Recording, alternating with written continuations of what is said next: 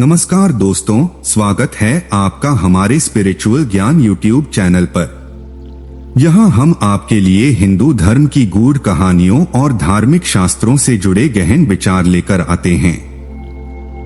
आज हम चर्चा करेंगे माता पार्वती और उनके पुत्र कार्तिकेय के बीच के उस अनोखे और संवेदनशील संबंध की जो हर माँ बेटे के रिश्ते को एक नया दृष्टिकोण देता है। माता पार्वती का कार्तिकेय के प्रति दुख एक ऐसी भावना है जो एक माँ के दिल में गहराई से बसी होती है। आइए इस कथा को विस्तार से जानते हैं और समझते हैं कि माता पार्वती का यह दुख क्यों और कैसे उत्पन्न हुआ। कार्तिकेय का जन्म और उनका उद्देश्य। पहले हम बात करते हैं कार्तिकेय के जन्म की। यह कथा आरंभ होती है दैत्य तारकासुर से, जिसने तपस्या करके यह वरदान प्राप्त किया था कि उसे केवल शिव के पुत्र द्वारा ही मारा जा सकता है। यह वरदान देवताओं के लिए चिंता का विषय बन गया था, क्योंकि शिव और पार्वती के विवाह के बावजूद उन्हें संतान प्राप्ति नहीं हो पाई थी। देवी पार्वती ने अपने पुत्र की प्राप्ति के लिए घोर तपस्या की। उनकी तपस्या और समर्पण ने अंततः भगवान शिव को प्रसन्न किया और उनके आशीर्वाद से कार्तिकेय का जन्म हुआ। यह जन्म केवल एक पुत्र का नहीं बल्कि एक योद्धा का था, जिसका उद्देश्य था देवताओं को तारकासुर के आतंक से मुक्त करना। कहा जाता है कि जब कार्तिकेय का जन्म हुआ तो उनके तेजस्वी रूप को देखकर सभी देवता अचंभित हो गए। उनके जन्म के साथ ही स्वर्ग में एक नई ऊर्जा और उत्साह का संचार हुआ। कार्तिकेय बाल्यकाल से ही अद्वितीय गुणों से परिपूर्ण थे। उनकी आंखों में अद्वितीय चमक थी, जो उनके वीरता और साहस का प्रतीक थी। कार्तिकेय का पालन पोषण और उनका विकास। कार्तिकेय का पालन पोषण देवताओं द्वारा किया गया। विशेष रूप से स्वर्ग के सेनापति के रूप में उनके प्रशिक्षण का महत्व था। भगवान शिव ने स्वयं उन्हें युद्ध की सभी कलाओं में पारंगत किया। उन्होंने कार्तिकेय को युद्ध की तकनीक, अस्त्र शस्त्र का ज्ञान और नेतृत्व की कुशलता सिखाई। एक बार कार्तिकेय ने अपने प्रशिक्षण के दौरान एक असुर को मात दी, जिसने स्वर्ग पर हमला करने की योजना बनाई थी। उनके कौशल और वीरता ने सभी देवताओं को प्रभावित किया। यह घटना दर्शाती है कि कार्तिकेय केवल एक साधारण बालक नहीं थे, बल्कि वे एक महान योद्धा बनने के लिए तैयार हो रहे थे। उनकी प्रतिभा और साहस के कारण देवताओं ने उन्हें स्वर्ग का सेनापति नियुक्त किया। स्वर्ग के सेनापति के रूप में उनकी जिम्मेदारी अत्यधिक महत्वपूर्ण थी, क्योंकि उन्हें दैत्य तारकासुर का वध करना था। माता पार्वती और कार्तिकेय का वियोग। कार्तिकेय के स्वर्ग के सेनापति बनने के बाद उन्हें स्वर्ग में रहना पड़ा। यह उनके और उनकी माता पार्वती के बीच वियोग का कारण बन गया। माता पार्वती, जो सदैव अपने पुत्र के समीप रहना चाहती थीं, अब उनसे दूर हो गईं। यह वियोग उनके लिए अत्यंत कष्टदायक था। एक दिन जब माता पार्वती अपने पुत्र की याद में गुम थीं, उन्होंने अपने हृदय में एक तीव्र वेदना का अनुभव किया। वह अपने पुत्र की स्मृतियों में खोई हुई थीं, जब उन्होंने अचानक से उसे पास पाने की प्रबल इच्छा की। लेकिन जब उन्हें यह एहसास हुआ कि कार्तिकेय स्वर्ग में हैं और उनसे दूर हैं, तो उनके मन में गहरा दुख उत्पन्न हुआ। इस दुख ने माता पार्वती को असहज कर दिया। वह जानती थीं कि उनका पुत्र एक महान कार्य कर रहा है, लेकिन माँ का हृदय तो सदा अपने पुत्र के समीप रहना चाहता है। नारद मुनि का आगमन और माता पार्वती की व्यथा। एक दिन जब माता पार्वती अत्यधिक उदास थीं, तभी नारद मुनि का आगमन हुआ। नारद मुनि, जो सदैव देवताओं के समाचार और समस्याओं को हल करने में रुचि रखते थे, नारद मुनि ने माता पार्वती की उदासी का कारण पूछा।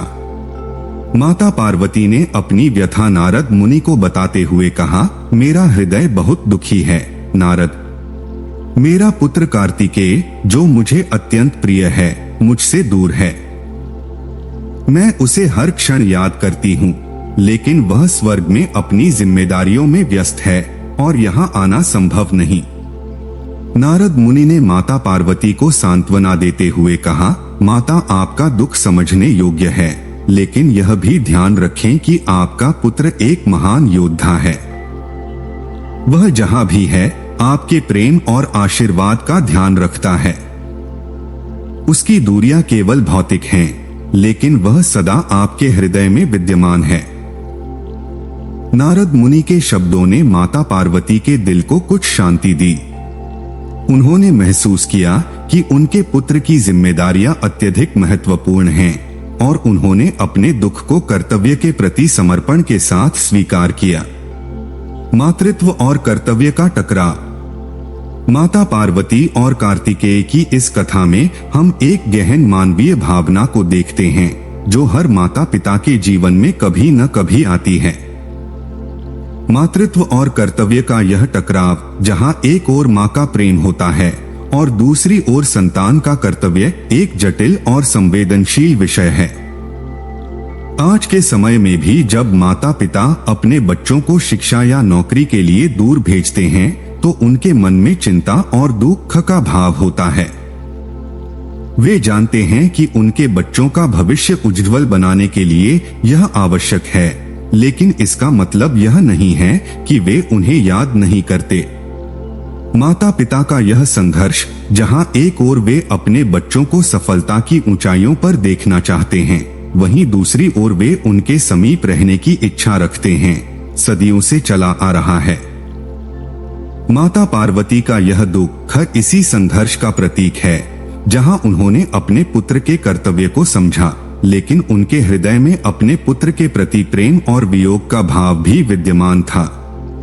माता पार्वती की अंतर्दृष्टि और समाधान। नारद मुनि की बातों से माता पार्वती को गहरी अंतर्दृष्टि मिली।